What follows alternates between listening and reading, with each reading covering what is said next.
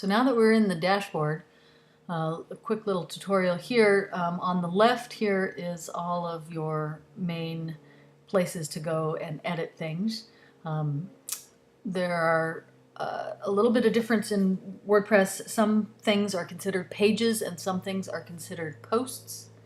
A page would be like the About Me page or the Exhibitions page. And a post would be like February's newsletter compared to April's newsletter. Whereas a post might have several items that stack up in a single category that are shown on a page. A page is like the collection of all of those things. Anyway, today I was thinking we would work on the Exhibitions page, so we're going to go to All Pages. And once that loads, we're going to look for the Exhibitions page. You can either click on the title to edit, or you can, once you hover over it, you notice that there's some shortcuts that show up here. One is View, it'll take you right to the page. Trash, of course, will throw it away. Quick Edit just takes you to some quick things if you're really wanting to just change passwords or authors or templates. For the most part, that probably won't be very useful. The primary thing will be just this Edit button. Will be the useful tool.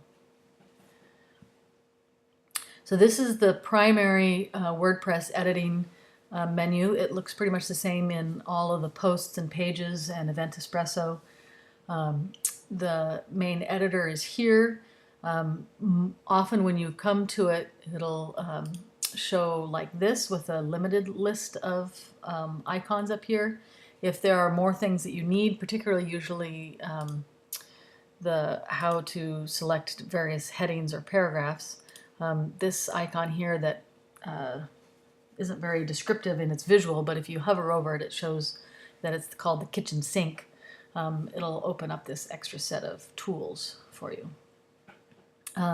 Other things to know about this screen here, there are two modes to edit in. This is the visual mode, which shows you sort of what it'll look like on the website, not entirely. The styling, of course, in the editor is different than the styling on the web page. And then the text mode here is kind of more like an HTML editor, although it doesn't show all the HTML code. Sometimes it's important to use the text editor when things just don't look right. Sometimes when you're copy pasting from other, for instance from Word, you might bring in some tags with you that you aren't expecting, so you can delete those tags here. Sometimes you'll end up with an extra line between words, especially when you're trying to, it'll automatically think that you want to add a paragraph when you hit a return. So, for instance, now there's an extra space here between March 4th and First Tuesday, and it's really hard to delete it here because, of course, WordPress is designed to think that you want space between all your paragraphs. So as you're writing big blocks of text, when you hit return, there'll be an actual space, physical space between there. But if you're doing a list like this, it's kind of annoying to have a little space in there. So sometimes you have to pop over to the text editor, and here it's easy to delete the space. Although in the visual editor, it's actually rather difficult to delete that space. So then let's say that we wanted to add an upcoming show. One of the things we could do is we could just copy all of this text just using the Command-C copy function of your computer, or Control-C if you're a PC. And then I'm going to click on the side of the existing photo and I'm going to hit return, and I'm just going to paste it. And so the advantage of doing that is, of course, now all this formatting is the same, so I can just retype this and say upcoming show. And it would probably help if I could type. And then let's say I just wanted to edit this text, blah, blah, blah. So now this here, when it's blue and underlined, it means it's a link. It's a hyperlink to another part of the website. In order to edit hyperlinks, you want to highlight the text that you want to be a hyperlink, or that currently is a hyperlink.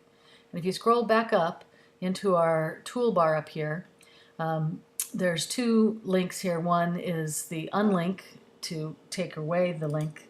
And then the other is the chain. So now that I've taken that old link away, I highlighted my text again. I go back up here and I hit the chain link, and it'll bring up this little editor where I can just either copy paste it here. If I had, let's say, I knew exactly what I wanted to do and I would go get that URL before, or I would do it now. Or let's say I would look for it here. Let's say it's the March newsletter, and I can just search for the word March, and here it is. So I could just select that and it would go to the March newsletter. Of course, this would require that you've already created this content on the website, and if it's not there yet, you'll have to come back and do the link afterwards. Okay, let's just say we're going to add that link. All right, so here we are, upcoming show. It's the April Featured Artist show. Now notice how this is larger text. It is because up here it has been changed from paragraph to heading 1. That way on the website it'll show up as a larger font. It'll have the styling that we've added for the heading fonts. If I want to make some of it bold, all you do is highlight the text, and up here, here's bold and italics, so you can just use those features. And then if I wanted to insert the image, I would just hit return where I want the image to go, and I'd scroll back up here to the top and I'd go to this little add media button up here. So this is the main media editor. If I had not uploaded the file yet, I would hit this button here, upload files, and I could just drag the file right here to it, or I hit the select file and it'll take you to where you can find it on your computer. Or if it is already in the media library, let's just use this as an example, I would just select it. Over here on the right side, some things to note. This is where you can write the caption for the image. This is where you can change its alignment, so if you wanted to have the text wrap around the image to the right or the left, or centered, you would select one of these two. Or if you want the image to be before or after the text, you would just say none. This link to is if you want the image, when people click on it, if you want to link them to a URL or to the original media file or to none. For this instance, I have been changing this to be a custom URL, but I don't happen to have that at the moment, so we'll just come back to that.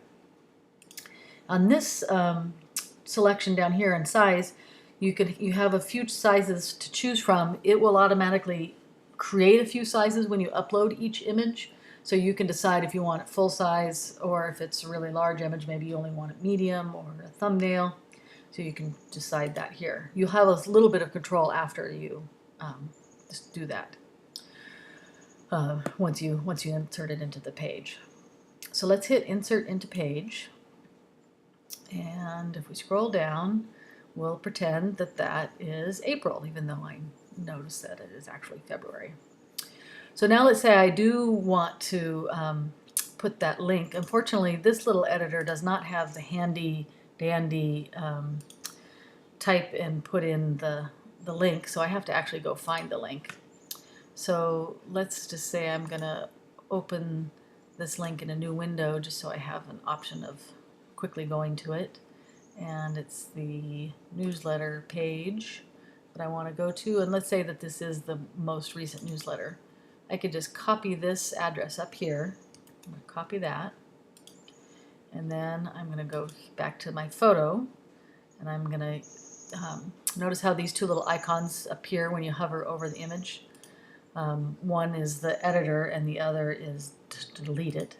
So if I go into the editor, here's where I can link that image to the newsletter and hit update. Here's also where you can change the size a little bit if you needed to shrink it, or if you wanted to have the text wrap. Here you can see here how the text is wrapping to the left or the text wrapping to the right around the image.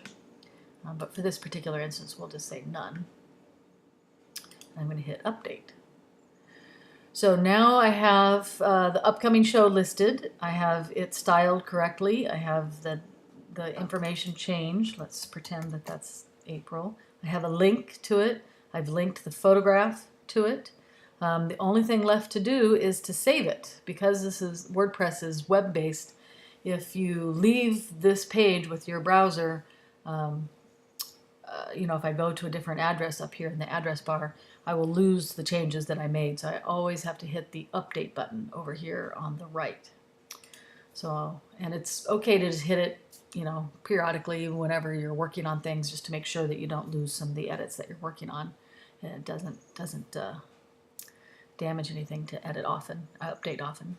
So then I can use this quick link up here to view the page, and let's see how it looks. So here's the current show, and here's the link, and here's the upcoming show. Notice how the font is styled in the heading style that we have, because we selected it to be the H1. And here this part is bold, and here's the link, and the photo actually looks like it'll link to the newsletter also. And so I think we're pretty well set here on getting this upcoming show exhibition on the website. That's it for now, and stay tuned for the next tutorial.